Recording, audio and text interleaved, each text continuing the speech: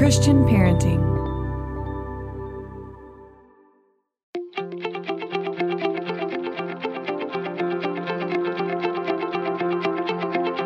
This is Cynthia Yanoff, and you're listening to Pardon the Mess. Each week we have honest discussions about the ups and downs of parenting and the lessons God is teaching us along the way. It's real, it's fun, and it's biblical. Life is messy. Don't walk the parenting road alone.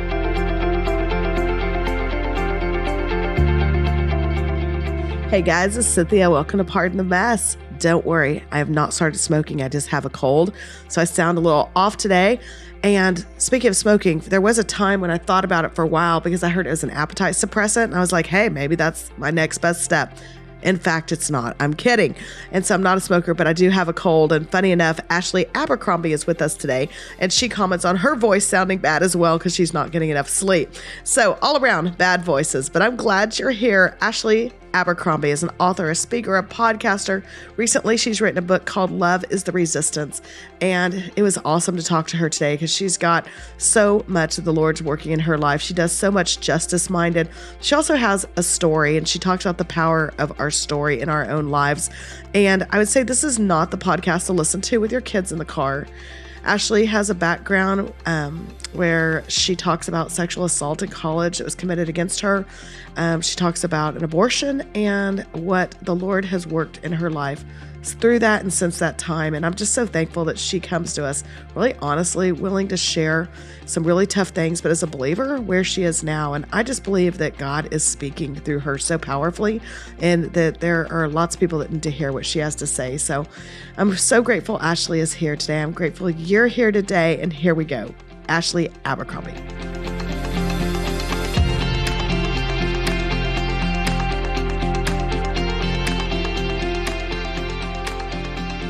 Ashley, welcome to Pardon the Mess. Thanks for being here. I am so happy to be here. And I think that you probably have my absolute favorite podcast title on the planet. Oh my goodness. Well, thank you. It was hard to come up with a name that you felt like that said what your life is. Like, we have not, when we're going to talk parenting, let's just be honest, we do not have it all together around here. It's a little bit of a mess. And so thank you for saying that. It's been fun. And I love that you have a podcast too. Tell us, everyone, the name of your podcast. Yes. So our podcast is called Why Though? Why Though? Yeah. Because I literally feel like I walk around my life going, seriously, why though? Why though? And so we ask all these great questions each week about, life and about little things and big things and why are things the way that they are. And I enjoy having those difficult but hilarious conversations. So fun. Okay. And so you've got 3 kids, right? A baby, just pretty recent. Yes. So I've got a 3-month-old. That's why I sound like I smoke a pack of cigarettes every day, but I do not. It's because I'm so exhausted and tired that my voice just sounds very raspy like this. Okay. So a 3-month-old, a 3-year-old, and a 6-year-old. Okay, good. Well, I'm glad we didn't have to go through your smoking history right now. That you've just been up with a baby. Okay. And so I laughed because I was reading something you'd written about how like being pregnant in a geriatric state, basically.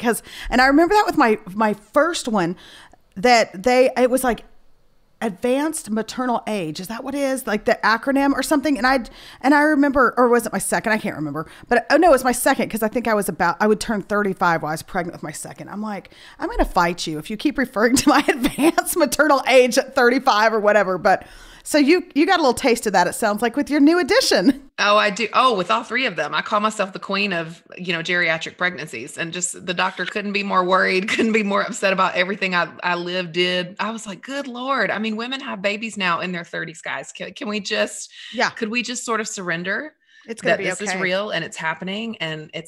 Okay. Everybody's all right. Like, can we change some of this lingo and language? But they're not having it, Jill. They're not having it. Okay. Well, I just want you to know that like someday in like 5 years, when you're like, oh my gosh, I feel old or whatever, and I'm chasing after my 5-year-old, I want you to know that I'm pushing 50 with a 5-year-old. Now, we adopted the last one, and so I didn't birth that child, but I just wanted you to know that I'm out here if you need me for support. But I did want to ask you this. I was thinking about you because I don't have friends that are having babies really anymore. They're all a little bit older, and I was wondering, like with COVID, that had to be interesting, trying to go through this with doctor's appointments, having a baby. How'd that all go? I don't need the complete birthing plan per se, but I need a little info here. How'd you do this? Yeah, you know what? It was really interesting. I think that so much about the last year has felt so isolating to me. And I'm a person who loves relationships. I'm introverted by nature, even though I kind of mask as an extrovert. What do they call that? An ambivert? Something. They have a name for that. But that's who I am. So being alone is not usually a bother to me. But I think in this particular year, it felt so difficult to go to every single baby appointment alone. And then there at the end, being a geriatric pregnancy, I'd have to go in once a week for stress tests. So I have to sit for an hour to 2 hours with just like a little strap on my belly. And I think that was just more isolating. And then you're worried about being in the hospital the whole time. Like, hello, COVID is raging here in California. Like, could I not be in the hospital for 2 hours while I'm pregnant with 2 little kids at home? So I think there was a lot more to worry about and a lot more to feel isolated by. I guess the positives were that I had to recognize how needy I was, which felt quite hard for me.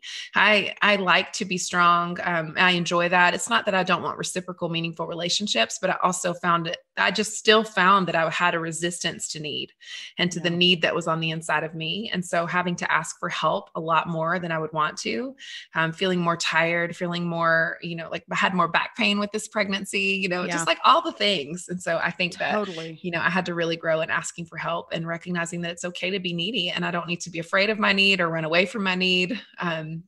And talk to people about how I felt in isolation. Like that was important for me to do. Yeah, completely. I had emergency surgery at the beginning of COVID. I had my gallbladder out because apparently I'm like 90 years old. So I'm going to do cataracts and hip replacement this year, I think. But last year it was my gallbladder.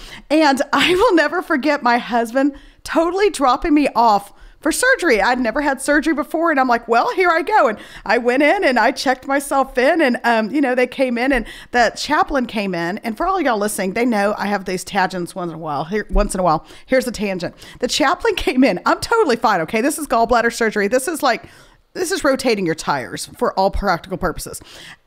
Okay. So the chaplain comes in because clearly nobody's with me because you can't in COVID. So comes in to pray with me. I have no idea what happened, but I burst into tears. I'm not a crier.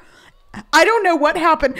He was so sweet, but he was trying to figure out, do I hold her hand? But it's COVID. Do I get close? He's like, and so anyway, it was really a horrifying event, but nonetheless, I just feel your pain. I thought about all those pregnant mamas and I know they eventually let your husband in, but yeah, it's been a different world. It has been. Yeah. It's a wild time that we're living in for sure. For sure. Okay. So I read maybe on your website, I can't remember your description of yourself. And so I'm just going to read it. And it says 18 years of recovery from drugs, alcohol, abuse, eating disorders, perfectionism, dysfunctional relationships.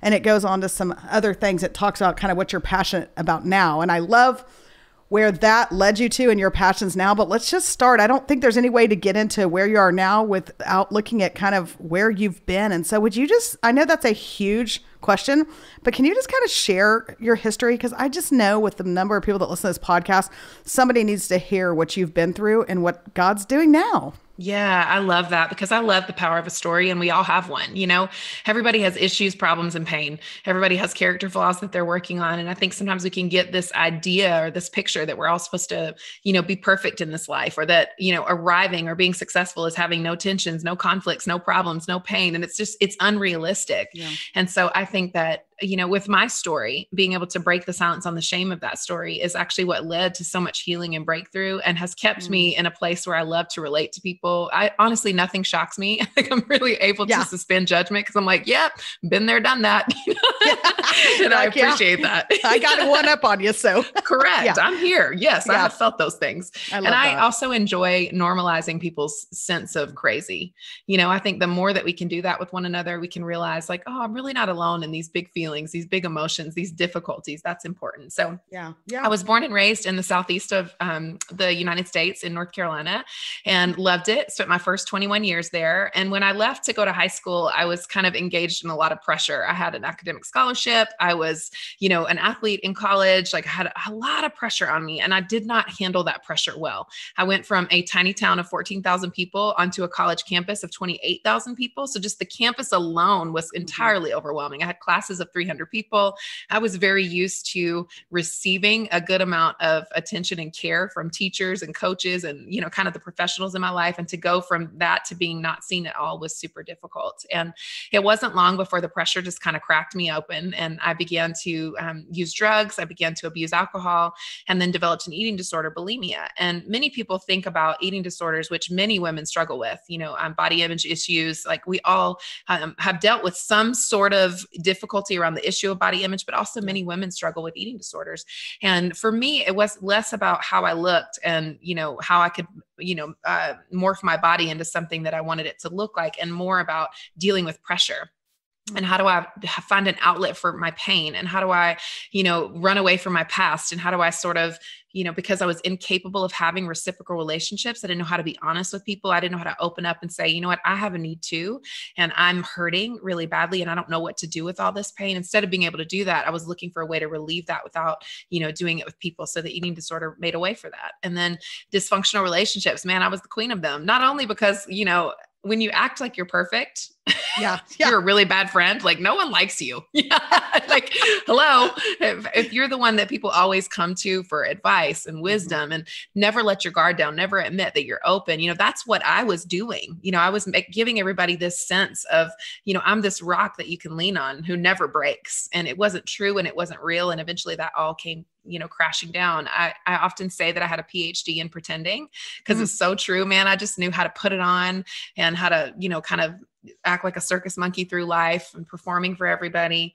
And, through the addiction is actually where I hit my rock bottom. And I was planning to move out of North Carolina into as far away as I could go, frankly, because I thought maybe I can just outrun my problems. I moved to Los Angeles.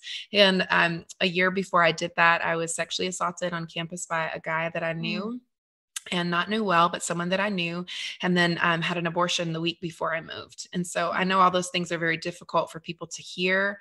I also know that there's people out there who have dealt with this, who have gone through these exact things. So I hope you guys will hang in there a minute through these hard, difficult things. But I moved out to Los Angeles, and then I thought to myself, I will never talk about these things again. I will just start over. I will forget these ever happened. I will put them in the recesses of my mind where no one will have access to them. But unfortunately, everywhere you go, there you are. So leaving the environment didn't make the pain go away. It didn't make the addiction go away. It didn't make my dysfunctional relationships go away. It turns out I was the same person again with the same skeletons in my closet. And lucky for me, I got invited to a faith community that was one of the best experiences I've ever had, because, these folks never actually invited me to church. They were just people who, would ask me to go to dinner with them. They would invite me out to coffee. They would spend time with me. They would get to know me just because I'm a human being, not because they were trying to proselytize to me, but just because they liked me. They were kind to me.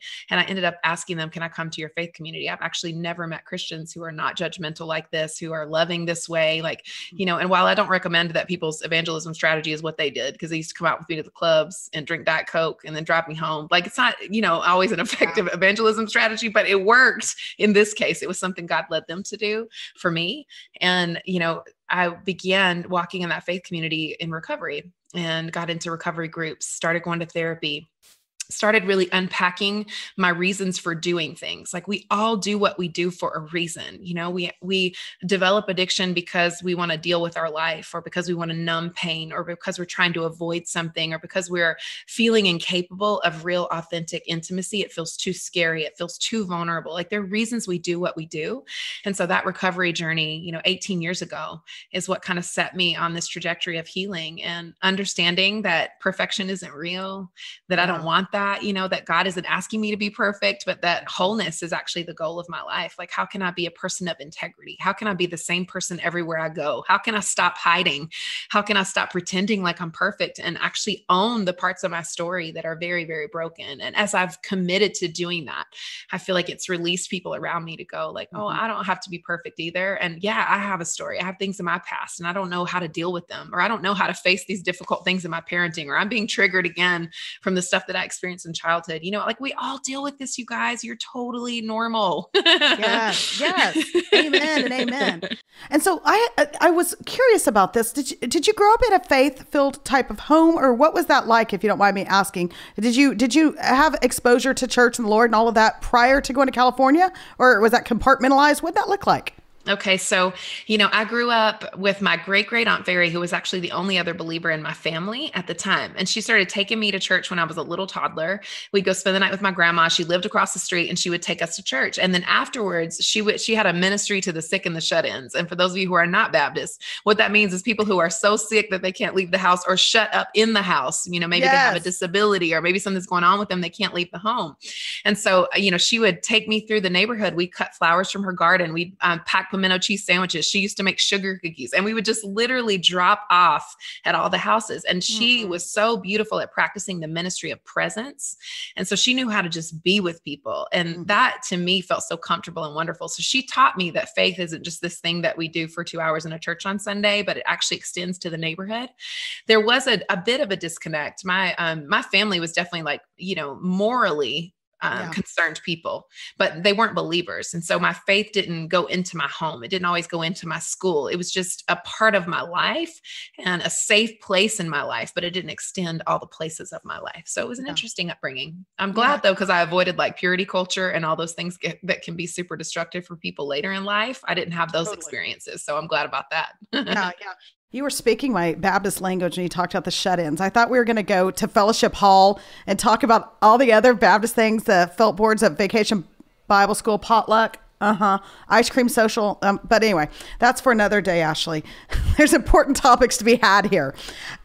Okay. And so I'm thinking about this as a parent too, because obviously we're a parenting podcast and you're a parent as well. And I'm thinking about that need to perform that eventually was so crushing on you in college. And I'm thinking as a parent who's about to send my oldest to college this next year. And I'm like, okay, what is building that into people? And I think some of that is just who we are, and we've kind of ingrained that in ourselves. And I think some of that's our culture. I think some of that's expectations, even good expectations that are put on us or on our kids. But when you look back on that, is there anything that you think I'm going to make sure I don't do this with my kids, or things that maybe you just want it to look a little bit differently when it comes to trying to avoid that whole performance trap? Yes. One of the things that we try to practice in our home, and again, Cynthia, you could run circles around me because you're raising someone who's going to college, and mine are little. But one of the things that we practice in our home is creating safe space for big, difficult emotions. So I'm not telling you that I always handle them well, because sometimes I'm very frustrated by them and I just want my kids to get their act together. So I'm a normal parent in that way. But what I noticed is that there was no safe space to share hard things or to share difficult thoughts or to share emotions that feel impossible. I think that without knowing or without meaning to, I was taught to contain everything. And so there comes this point where that explodes like a volcano. And so I'm trying to help my kids contain and help them have healthy avenues for communication and dialogue. And even at a young age, they can communicate through words, they can communicate through pictures, they can communicate through so many different things that help them kind of get those negative emotions out. And so we wanted to create safe space for that, because I do think that was part of the veneer and the shell that I created, is that I was not allowed to fall apart. And I wasn't allowed to talk about the anger that was living on the inside of me, or the constant fear that I was going to be, rejected or feel alone. These are the things that were living deep inside of me. I couldn't talk about exhaustion, just the things that I felt. And I couldn't be honest. And again, some of that is exactly what you said. It wasn't all on my family of origin. Some of that is just my natural wiring, but at the same time, I just needed safe space. So that's what we want to give our kids. I love that. And I heard you say, maybe on a podcast I listened to that you were speaking on, but talking about the bondage of silence and that secrets make you sick. And I thought that was so wise. And it's interesting. I don't have your story. And so I was thinking through my own life and those places, we all have some story, and the places that are hard to talk about. And you tend to think, or I tend to think it's not harming anyone else, maybe just me, but if I keep it in and nobody needs to know all my baggage, that kind of thing. But speak into that for the people that are listening right now, all of us really that are listening, that are thinking what, it's easier to brush some of this stuff under the rug. It's easier to not drag everyone down. You've seen the negative side of not dealing with stuff, and you've worked through that the last 18 years. Can you just speak into that? Well, I think it's always okay till it's not. right? Like we think we have a good handle on stuff, right? And then before you know it, you're like, shoot, I need 2 glasses of wine at nighttime to just calm down. Or I need, X, Y, or Z. You fit it in. It could be, hours on social media. It could be hours on Netflix. And I'm not anti any of that. Like, I don't think inherently any of it's bad. Sometimes you need a good Netflix day, but I think all of it is okay until it's not. And so the more you stuff, and honestly, it's the little daily things that we don't give voice to.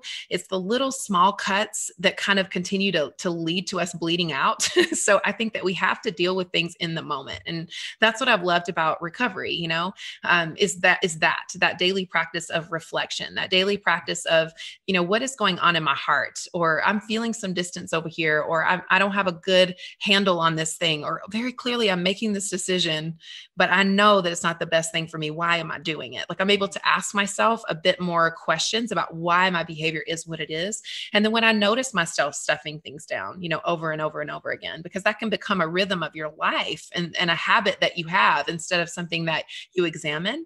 And so when I start to do that, I have to ask myself, what's really going on here? Yeah. Or if I have a reaction, I struggle with anger. It's one of my issues, anger, pride, and control. That's what I went to recovery for, because I felt like those were the real things that were, central and underneath all the outer behaviors that were happening. And so that anger, when I find myself exploding at a 10, when I really should be at a 2, well, what's going on? Why am I doing that? Why am I suddenly yelling at my child this way? Because what they did didn't warrant this level of reaction. And then I can ask myself those questions. And what I try to do now is not judge myself. So I think because once you lean into shame, then you want to stuff more. So for me, I have to be like, that happened. Yes, it did. And I'm not going to go in a shame spiral. I'm going to ask myself, what's really underneath this anger? And I'm going to make amends with my son and tell him I'm sorry. And that I don't want to behave that way, and that it was inappropriate and not his fault. So I've learned to communicate, to make amends, to ask the deeper questions. And I think that that's really helpful for us as parents. And the shame part, right? We feel so ashamed of the behavior that we do. And it's like, it's human behavior, but we weren't taught that growing up. Most of us, you weren't taught that those are human reactions and human tendencies, but they are. And so how do you, deal with them and face them and find a more loving way to respond to life? Yeah.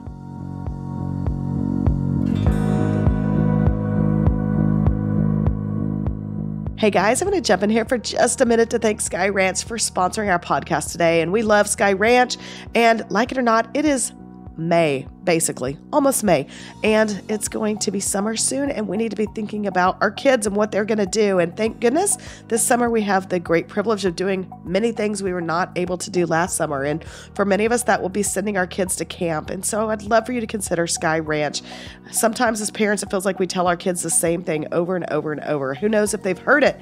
But the good news is maybe they just need someone else to speak into their lives. And so Sky Ranch has these amazing camp counselors that can be just the influence that our kids need to reinforce what we're teaching at home. They have mentor-minded, highly trained counselors that model confidence rooted in the gospel and encourage faith while playing hard doing all of this.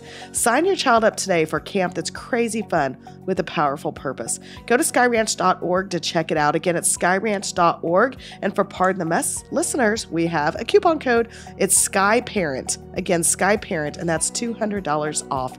Check it out at skyranch.org. And I think that's interesting because when we talk about shame, there's so many levels that it can be on. It can be anger, whatever. But I think even in today's culture, like just feeling that shame of not being, and I'm air quoting, the perfect parent. Not, I'm not, my kids aren't eating vegan, and I haven't never. Yeah, whatever. Well, actually, I've said this before. My 5-year-old lives on French fries and grapes, so it's going great over here. We're fine. Oh, totally. We're fine. I'm with you. But just that sense of shame. And so, I think I was looking back kind of just at the last couple of years of this podcast, and I don't think I've ever had someone on the podcast that's spoken into a background that included rape and abortion. And I'm just, I'm sorry about that too, because I think that's a reality of what's out there. I'm sorry that that's part of your story. I'm so thankful that the Lord has walked you through healing, that you're able to speak into it. And so I come to you with this and just say, somebody's listening to this that's been through that, or they're going to have a child that's gone through it or is going through it. And I don't know that I know the right question to ask you, but I know that you have the right answer for someone who's struggling through that, especially when it comes to shame. And all that goes with abortion and as believers and how we feel about abortion in life, and walking through that road with someone who's actually made that choice, but just loves Jesus and is now walking through the recovery of that. Could you just kind of speak into that a little bit for us? Yes, I'd love to. And thank you so much for your kind words. And, this is a very real thing for women. I mean, 1 in 4 women have been sexually assaulted, and those are just reported cases, right? Like I actually only know one woman who ever reported. So I imagine that the number is actually quite higher. And with abortion, we can track most of those numbers. And same thing, 1 1/4 women have experienced abortion. And so this is an important thing for us to talk about. And I know it can feel difficult especially for abortion in the political landscape that we're in. Yeah. It can feel very difficult, but at the end of the day, there's still a story. There's a real woman who's making these choices, who has, decided to do this. And we need to care about her and center her in some of those conversations that we're in a way that we're not doing right now. Yeah. And again, I know that can feel frustrating for people to hear, but it's really true. And the redemption that I needed, the restoration that I needed, the forgiveness that I needed to give myself for that is something we don't talk about enough. And there's a stigma around it and such a shame around it that many people can't break free. And not to mention that if women are having these abortions, so are men. And so what does that look like for a man who has this in his past to also recover from this? Like, what does that look like? And so just asking those questions. But I think for many women, the first step is to break the silence. The first step is to talk about it. And if you don't have a safe person in your life, if you don't have a person you feel like you can trust, if you don't feel like you can do that in your marriage or in your partnership or with good friends, it's time to get help. Get a third party help. Start going to a recovery group. Many of them are on Zoom now, which is really beautiful because there's no barrier to showing up. It's like I can just sit in my house and show up at a recovery meeting via Zoom. And then there's professional help through therapy. It's so important. That third person who is not going to judge you, who is not going to have some strong reaction to the things that you share, who can journey with you and walk you through things, especially in the beginning, before you can actually talk about it to another person.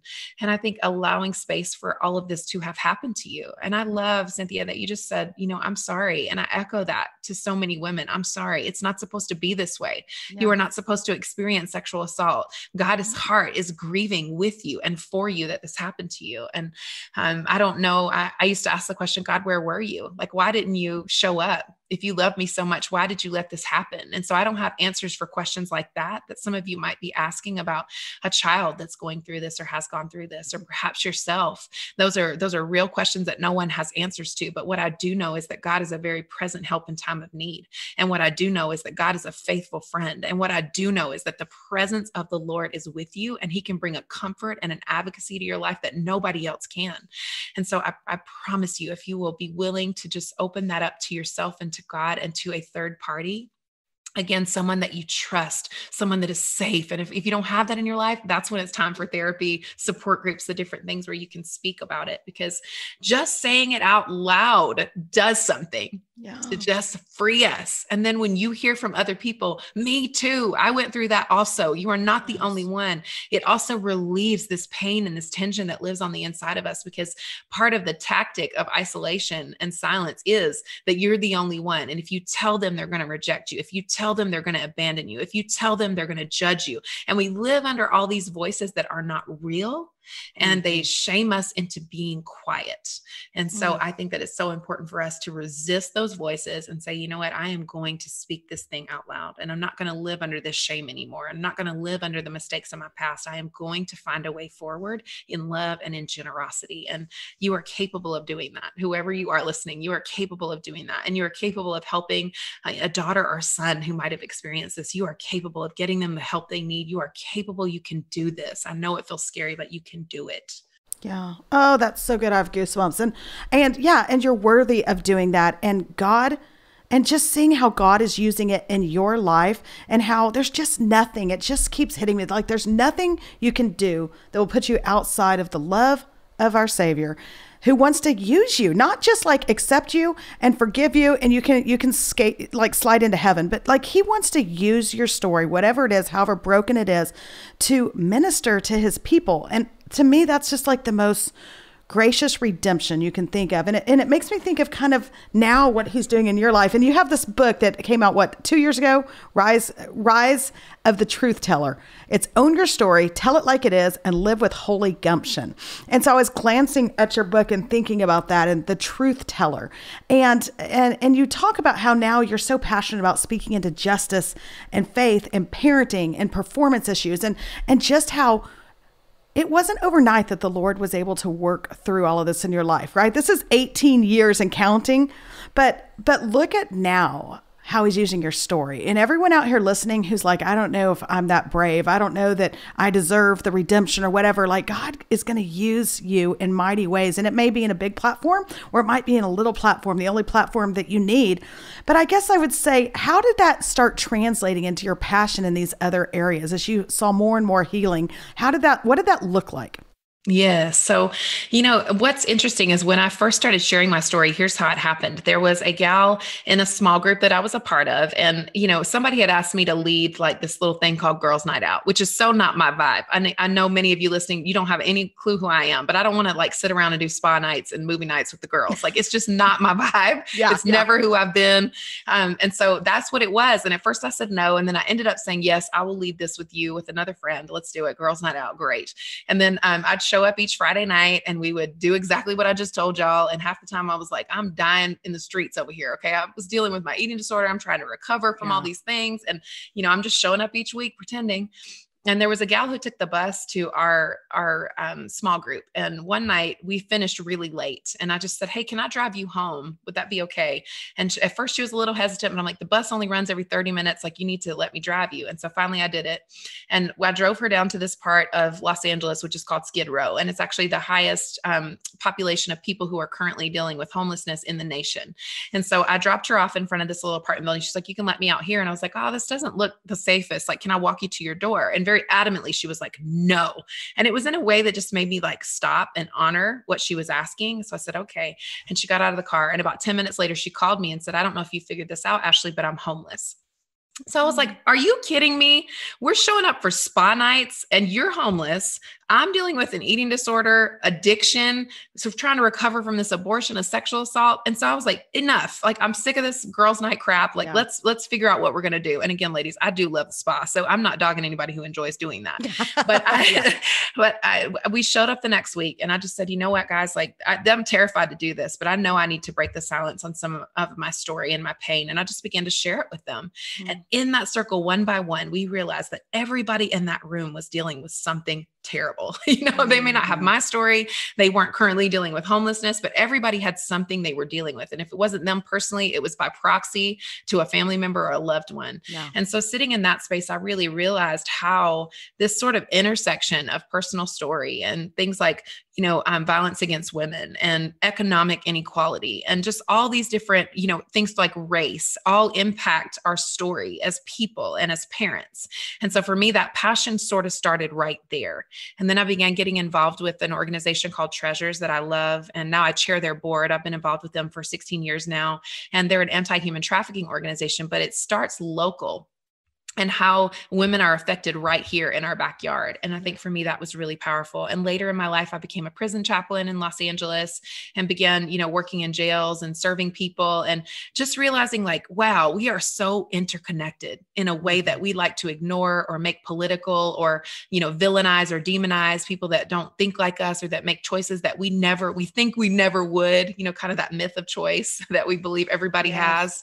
And I think that is what really kind of spurred me to action, is that I want people to experience redemption and restoration. And I want people to live in a way that is honoring and holy and good. I want people to have access to basic things that we should all have access to, Yes. And so for me, justice has just been a through line of my life. And I'm very, very grateful to have had those experiences and to equip and help other people right where they are. Because sometimes we think justice is this big thing out there we need to go do, or it's like for the people who have a nonprofit or the people who, are really really passionate about the issue. It's like, no, there's probably somebody right there in the park where you play, probably another student at school who could use a little help, probably a single mom or single parent in your area that could use some help and some love and some generosity. Like it's right where you are. And I don't mean in a way that's like a savior kind of complex, but in a way that's like, I have things to learn from you too. Like God created you in his image. He made me in his image, and the ground is level at the foot of the cross. So I'm not going to pretend like I'm better than you. I'm just going to meet you where you are. And I want you to meet me where I am. And we're going to be here together.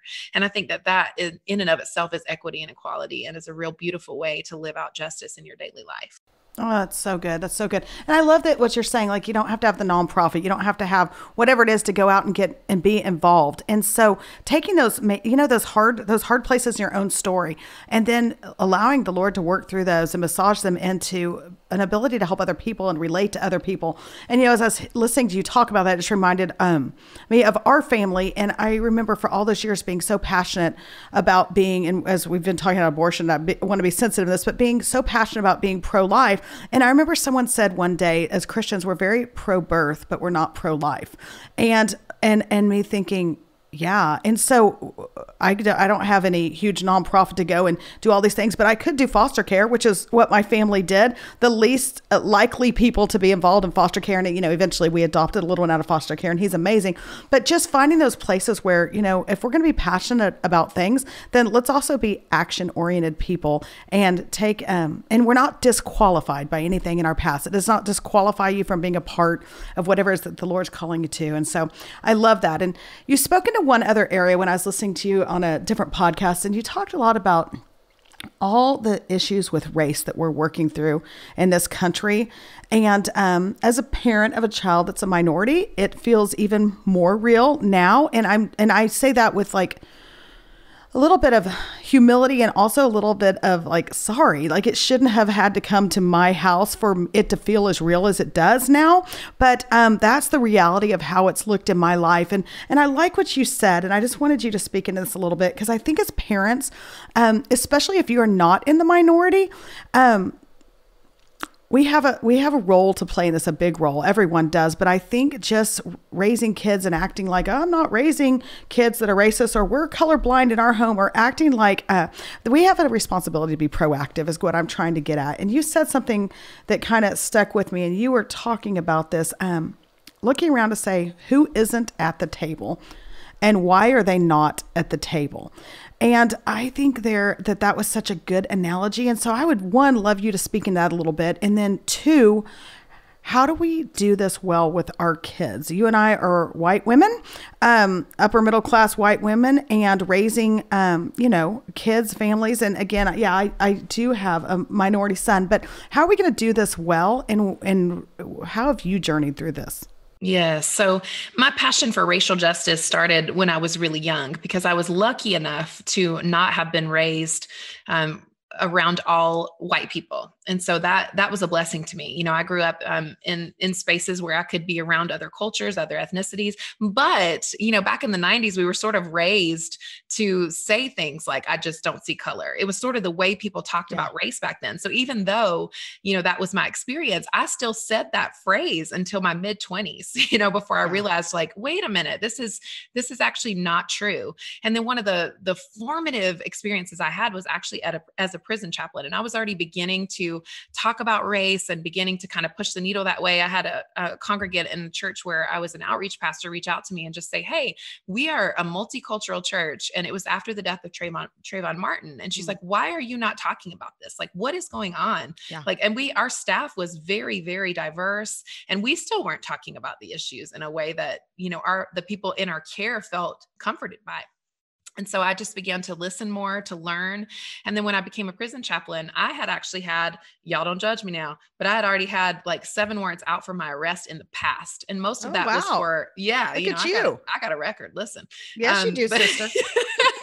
And so most of that was due to poverty. I didn't come above the poverty line until I was 27 years old, which is young for some, but I didn't come above the poverty line until 27. And so when I'd get tickets or when I would get, different things happen that would require me to show up to court, it was like, do I pay my rent or do I go to court and pay this $20 for parking and like do all the things, like can't pay this court bill anyway. So all these things would just kind of stack up. And then I had warrants out for my arrest because of silly things like that. And then which is crazy how we criminalize poor people. It's like, it's just unbelievable that would have to happen in the first place. But then I remember as a prison chaplain sitting down across from this beautiful lady, and she literally looked like she had been, picked up on her lunch break while shopping at Target. I mean, because the way I was a prison chaplain is we spoke with people in that 72-hour holding period from the arrest to the arraignment or the release. And so I was like, what the heck? And in our time with them, we don't ask them to say anything, but if they would like to share, they can. And so she did invite me into her situation because she was very concerned. She had a toddler at home, the same age as my first son. And he's with my mom. I can't communicate with them. And she had been picked up on a warrant because she didn't show up for court. And the only difference between me and her is the fact that she was Black and I was white. And there was, I had been stopped by police officers and never arrested, always let go, just told, hey, you can take care of this. And so it was frustrating to me. And I feel like I began to personally see this disparity in our criminal justice system that was devastating to me. And then of course, as we've gone on, as social media has increased, now we've seen, that these things really happen. You'd have to be blind to say that there's no disparity in our system. And that could offend some people out there. And I'm sorry, but it's just the truth. And so I think that it's important for us to recognize that these things are happening. And my passion for racial justice is important because, again, you talked about this. I am a white woman who has means and who has resources now, and I'm raising 2 sons and a daughter. And so I think for me, this becomes important. What do we do to create equity? And what do we do to begin to view each other as made in the image of God? What can we do to stop villainizing our other, the person that we think all these things about? And where has that thought come from? I often just ask many people the second and third question after they say something that to me feels quite offensive. It's like I have to suspend my judgment and ask the second and third question, because where did they get this idea about a whole people group? Whether it's an immigrant or it is whoever it is, where are they getting this idea from? And very often it comes out of some political pundit or some, government official with a loud megaphone, and not from the word of God, not from the truth of who a human being is, not from their actual care for another person. And so for me, that's been my journey the last couple of years around racial justice, is to suspend judgment and help people think about what they're thinking about, understand where they got their ideas, and that those ideas are not actually God's. And so, and being willing to have the conversation. Yes. So critical, because I think we're also fearful, and probably rightfully so in this culture, not speaking just to race, but anything you say can be, taken in any way that immediately disqualifies you from any ministry you're involved in or whatever you're doing. And, but I think it's worth the risk to be able to speak into it. And especially in our homes, speak into it with our kids, and speaking truth into what God's scripture is in all areas of their life. But I love that you speak into justice and racial justice in particular. And as a former lawyer, it just, I love it. I love that passion. And I see that burning in one of my kids that wants to go to law school and do stuff related to this. And so it's just kind of neat to see them grow up and seeing the other side of the story. So I love that you do that. Okay. So as we start to wrap up, here's what I need to know. At the end of your book, it says live with holy gumption. And I love that. And it's just, I feel like that should be part of my Baptist roots, because I feel like gumption. Yes, surely. But then I was like, okay, well, gosh, I want to live with holy gumption. I don't know what it is, but by all means, I'm not leaving till I know. So tell us what you meant by that and encourage us. How do we live with holy gumption? Yes. So gumption is spirited courage. And I love that, because we need that in our daily life. And when I think about gumption and spirited courage, I think about the daily moments of my life. Like, it takes me a lot of courage to wake up and do my life and parent these kids and work full time and be in a quarantine. Like, are you guys kidding me? That takes the kind of spirited, innovative creativity to be courageous that we really need. And so for me, living with holy gumption, again, it's not about doing something that's outside of our life or creating this brand new thing that we need to run in, but it's like, God, how can I be courageous where I am? am? How can I demonstrate the fruit of the Holy Spirit in my life? How can I show up and be present for the people and the places that you have me in? And so for me, this feels quite ordinary. And I think that's appropriate because we're always chasing something that is outside of our realm. And it's like, God, how can I in my daily life be courageous? How can I have that small conversation that's actually really big at school? How can I have that small conversation with another mom that I need to have that's actually very courageous? It's going to take some gumption for me to do it. How can I open up my life to others? How can I practice generosity? So for me, that's what it is. It's about being courageous in our ordinary life, not waiting for something out there to do something big, but like right here, God, I want to be present and available to the people and the places that I'm in. And that's what this is about for me. And I love that you just have all kinds of street cred to be able to speak in that spirited courage, because you are courageous in speaking into all those places that have been hard, that a lot of people would want to stay away from or tuck in somewhere. And I love that you're speaking into it. And I would love for people just to even honor your story by being courageous in their own. Yes. And like you said earlier, if that means getting counseling, if that means finding your safe spaces, if you have things that we all do, but that are tucked down that you need to get to and speak into. And then just as we're raising our kids, doing that well with them. I love that you apologize to your kids, that you know your shortcomings, the anger and all those places, and being able to speak that with our kids. And I think that that's some of the best parenting out there. So good work, sister. You. That means a lot coming from you. Thank you. Well, you're sweet. No, spend a week over here and you'll feel differently, I assure you. But we just got back from Disney, Ashley. I'm barely speaking. Oh, you're on detox. Listen, it's not a good situation over here. So you have a new book coming out. So Love is a Resistance is coming out in a couple of months, talking about conflict. Just give us an overview of all the things you can speak into. Why conflict? Why love? Why resistance? All of that good stuff. You know what, as a justice person, I really love the idea of resistance, right? But at the same time, I think we can be like hashtag resist and forget that love is actually supposed to be our real resistance. And I believe that we have lost the art of communicating and disagreeing and still staying in relationship where it's appropriate to do so. And I believe that we need some help around conflict and tension. We have all these isms in our world. We've got racism, sexism, you're annoying in the comments isms. We got all the things that we need to learn to dialogue and talk about. And this book is a real practical help and a tool to people to be able to engage in difficult conversations and be able to, journey with family members who don't think like you do, or people in your space who don't think like you do, people in your faith community who don't think like you do. How do you begin to view them well? How do you begin to have hard conversations? And how do you begin to enjoy one another? That's what this book is about.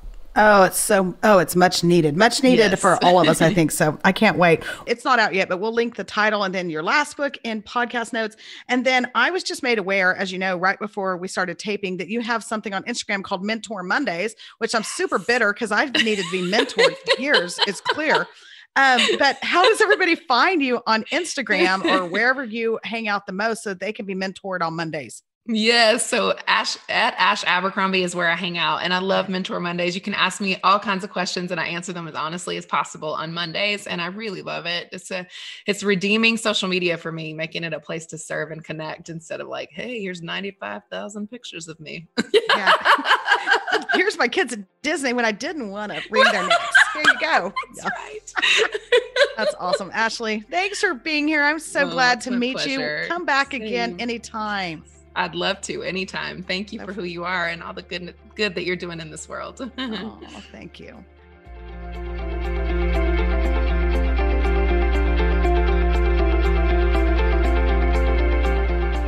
A huge thank you to Ashley Abercrombie. I love her. I'm so thankful that she's willing to delve into some really hard topics that we don't cover enough on this podcast. And so I hope that it spoke to you. And if you have friends that have had similar stories, maybe you'll be able to speak into their lives, share this podcast with them. But I also really love something that spoke to me, and I think for all of us, just the importance of breaking the silence when it comes to our own personal stories. And that's what our Messy Minute is about today. Breaking the silence on personal stories and actually articulating the hard places we've faced in the past, or maybe those places that we're facing right now. It's imperative. It's being willing to say, I have a past I'm not proud of, but I've got a God who's pulled me through it.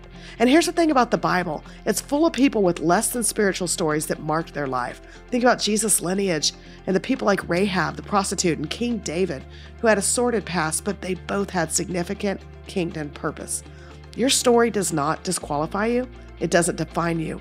but sharing it and allowing God to use it so often can deliver you. It's being brave and allowing God to take all those hard places and trusting that He knew before you took one breath every move you would make, and He's faithful to use your whole story for His glory.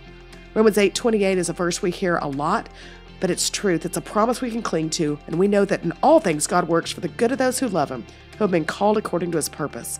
If you know Jesus, you are called according to His purpose, and so claim that promise that God will use it for your good. And ask Him if He hasn't already shown it to you. If it's not been revealed, ask Him to show you how He is using those hard places. Because we serve a God who chose to call a man like David a man after His own heart. That's a guy who committed adultery, murder, but yet he was a man after God's own heart and one that God blessed immensely. He'll do the same for us. I'm so glad you're with us today. We know your days are busy, so as always, thank you for joining us as we pardon the mess.